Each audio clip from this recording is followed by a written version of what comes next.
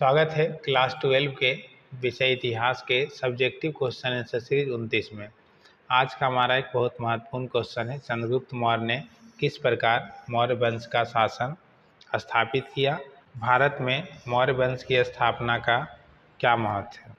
बताता है, चंद्रगुप्त मौर्य ने मौर्य वंश की स्थापना करके भारतीय इतिहास में एक नए युग की शुरुआत की। उन्होंने नंद वंश को समाप्त कर 321 ईसा पूर्व में मौर्य साम्राज्य की नींव रखी और भारत में एक सशक्त संगठित राज्य की स्थापना की। इसके लिए उन्होंने अपने गुरु चाणक्य यानी कौटिल्य के मार्गदर्शन में कूटनीति, सैन्य शक्ति, राजनीति की कुशलता से प्रयोग किया।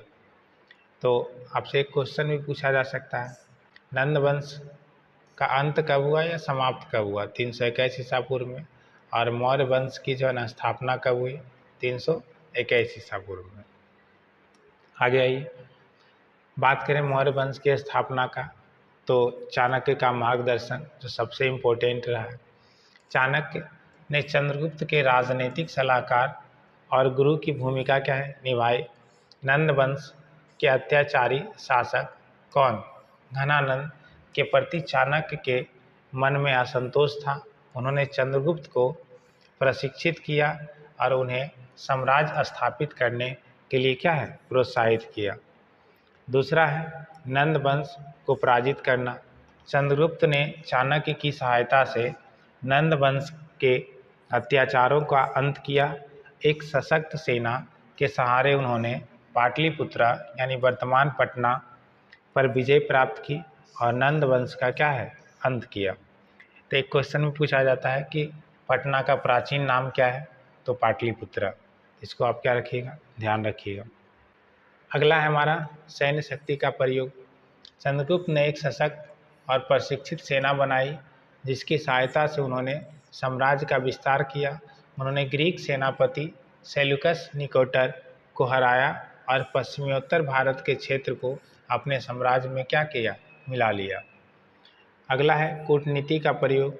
सेल्यूकस निकोटर के साथ संधि कर चंद्रगुप्त ने पश्चिमोत्तर भारत में स्थिरता स्थापित की। इसके परिणाम स्वरूप सेल्यूकस ने अपनी पुत्री का विवाह चंद्रगुप्त से कराया और उपहार स्वरूप कई प्रदेश दिए, जिससे मौर्य साम्राज्य का विस्तार हुआ।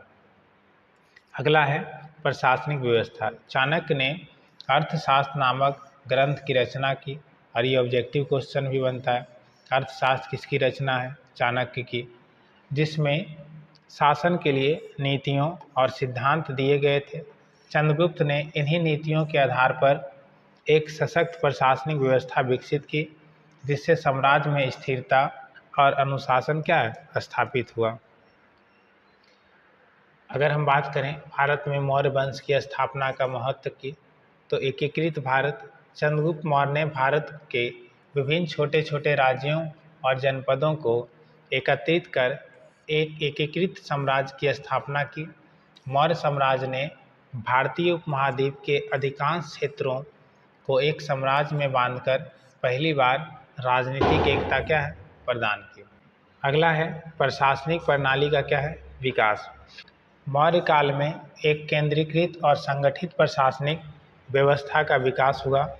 कर प्रणाली, कानून व्यवस्था, सामाजिक सुधारों को व्यवस्थित ढंग से लागू किया गया। इससे बाद के शासकों को एक अनुकरणीय प्रशासनिक मॉडल मिला, ताकि बाद के लोग उसको आसानी से फॉलो कर लिए। अच्छा, मौर्य वंश ऐसे किया था, इतना ताकतवर था।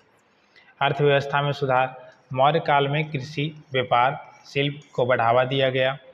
चंद्रगुप्त ने सड़कों, सिंचाई की व्यवस्था में सुधार किया। साथ ही करों का उचित संग्रह और व्यय किया गया, जिससे अर्थव्यवस्था में स्थिरता आई। अगला है बौद्ध धर्म का विकास। चंद्रगुप्त के पौत्र अशोक ने मौर्य साम्राज्य को और अधिक सुदृढ़ बनाया। कलिंग युद्ध के बाद अशोक बौद्ध धर्म की ओर आकर्षित हुआ। उन्होंने इस धर्म को अपनाया और उसके सिद्धांत का प्रचार किया। बौद्ध धर्म मौर्य साम्राज्य के माध्यम से एशिया के अन्य भागों में भी फैला। अगला है विदेशी संपर्क। चंद्रगुप्त सेल्यूकस निकोटर के साथ संधि ने भारतीय ग्रीक संबंधों को मजबूत किया। इसके परिणाम स्वरूप भारत अन्य देशों के बीच सांस्कृतिक, व्यापारिक और राजनीतिक संपर्क क्या है, बढ़े। अगला है धार्मिक और सांस्कृतिक योगदान। मौर्य काल में स्थापत्य कला, मूर्ति कला और साहित्य को बढ़ावा मिला। मौर्य काल की स्थापत्य कला जैसे अशोक के स्तंभ, शिलालेख भारत के सांस्कृतिक धरोहर का महत्वपूर्ण क्या है, हिस्सा बना।